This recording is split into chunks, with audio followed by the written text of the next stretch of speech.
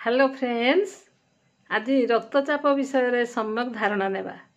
साधारणतः आम शरीर रे रक्त प्रवाहित होइथाय एवं एही रक्तर एक चाप थाए ताहाकू रक्तचाप बा ब्लड प्रेशर कहा जाए।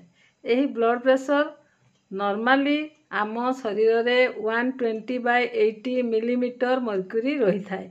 एही रक्तचाप को मापिबा पाए बा ब्लड प्रेशर को मापिबा पाए जो यंत्र व्यवहार करा जाए तार नाम स्फिग्मोमनोमीटर। आमर गोटे नॉर्मल रेंज रही।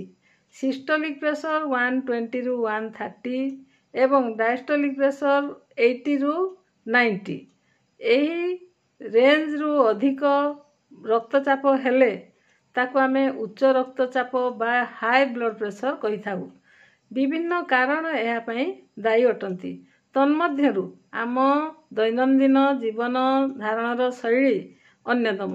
तेणु आमे चेष्टा करिबा आम जीवन धारणर शैली को बदलैबा एवं उच्च रक्तचापरू रक्षा पाइबा। आमे जंक फूड खाइबा नहीं, फास्ट फूड खाइबा नहीं।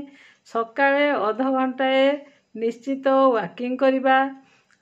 योग एवं व्यायाम द्वारा यही उच्च रक्तचाप को आमे आम आयत्ताधीन को आनी पारिबा एवं उचित समय रे डाक्तरखाना रे थिबा डाक्तरंक परामर्श नहीं निजकु सुस्थ रखिबा।